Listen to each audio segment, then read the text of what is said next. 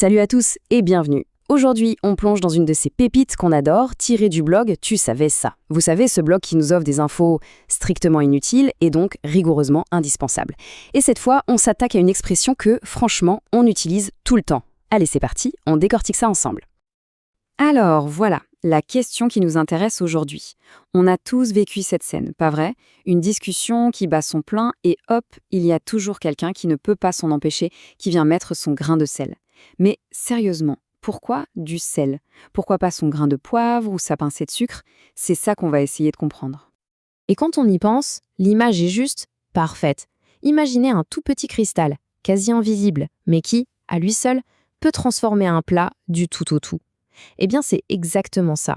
C'est l'effet d'une petite phrase, l'air de rien, balancée au milieu d'une conversation. Et c'est là que ça devient intéressant, parce que tout est là, dans la complexité du truc. Ce fameux grain de sel. Est-ce que c'est l'idée de génie qui va tout éclairer, qui va enrichir la discussion? Ou alors, est-ce que c'est juste l'intervention de trop, celle qui vient tout compliquer, voire tout gâcher? L'expression, en fait, elle est toujours en équilibre entre les deux. Donc, alors, commençons notre petite enquête. Première question. Pourquoi le sel a-t-il gagné la partie? Parce qu'on est bien d'accord, personne ne dit mettre son grain de poivre ou sa goutte de vinaigre. Non, c'est toujours le sel. Il y a forcément une bonne raison à ça. Et en fait, la réponse, elle est hyper logique. Pensez-y. Le sel, c'était l'ingrédient universel. Il y en avait partout, dans la plus modeste des maisons comme dans la plus riche. C'était la base de tout. Mais c'était aussi l'ingrédient le plus délicat, celui qui, avec juste un tout petit peu trop, peut ruiner un plat. Le symbole était donc parfait pour représenter une intervention qui peut être banale, mais aussi potentiellement désastreuse. Ok, maintenant, attention, on va faire un petit voyage dans le temps. Et je vous préviens, accrochez-vous. Parce que pour vraiment saisir toute la puissance de cette expression, il faut oublier tout ce qu'on pense savoir sur le sel. On va aller à une époque où le sel, eh bien, ce n'était pas du tout le petit truc banal qu'on a dans notre cuisine.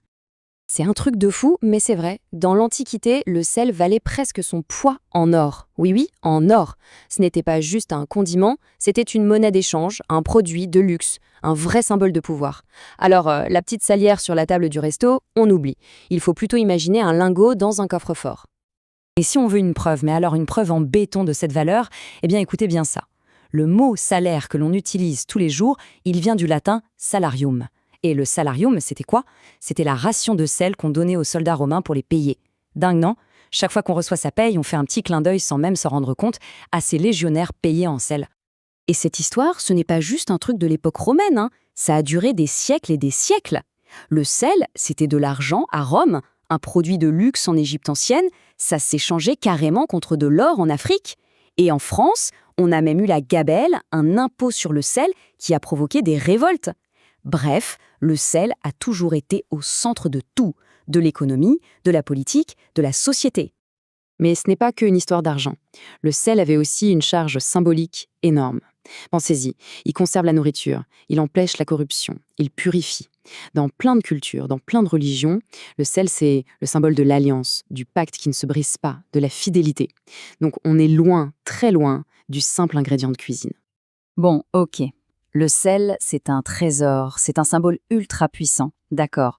Mais alors, la question, c'est comment est-ce qu'on a bien pu passer de tout ça à une petite remarque un peu intrusive dans une conversation? C'est là que toute la magie du langage entre en jeu. Et tout est résumé dans cette idée en fait. C'est ça le point clé. Cette dualité incroyable du sel. Mettez-en juste un peu et votre plat est transformé, il est divin. Mettez-en une pincée de trop et c'est la catastrophe. C'est immangeable. La métaphore était là, sous nos yeux, parfaite pour décrire une parole qui peut soit tout améliorer, soit tout détruire. Et en fait, on peut même remonter encore plus loin. Chez les Romains, le mot latin « sal », ça voulait dire « sel », bien sûr, mais pas seulement. Ça voulait aussi dire esprit, humour, finesse.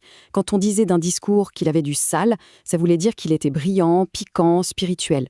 Donc à l'origine, mettre du sel dans une conversation, c'était carrément un compliment.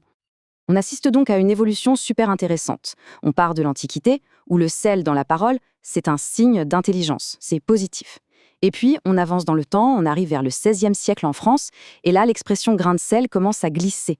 Ça devient petit à petit cette idée d'intervention, d'une petite chose qu'on ajoute et qui n'est pas toujours la bienvenue. Allez, revenons à nos jours. Aujourd'hui, comment est-ce qu'on vit avec cette expression?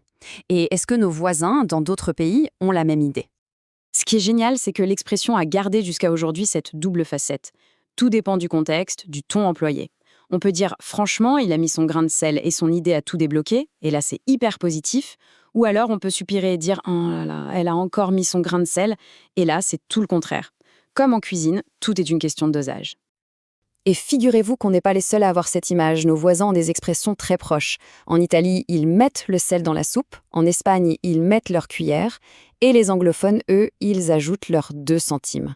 L'idée de base est la même partout. On ajoute un petit quelque chose qui n'était pas forcément demandé, mais qui va changer le cours des choses.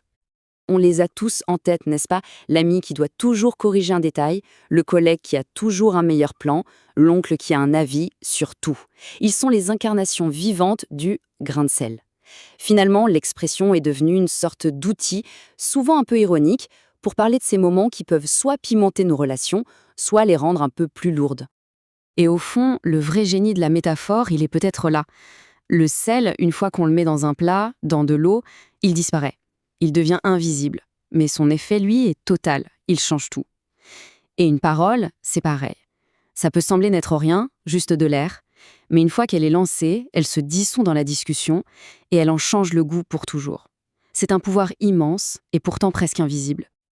Alors voilà, la prochaine fois que quelqu'un viendra mettre son grain de sel, ou même la prochaine fois que l'envie nous prendra de le faire nous-mêmes, on pourra peut-être y penser. Est-ce que ce petit ajout va rendre la conversation plus savoureuse ou complètement indigeste? Finalement, toute la saveur de nos échanges se joue peut-être là-dessus. Voilà, c'est tout pour aujourd'hui, merci d'avoir suivi cette petite analyse.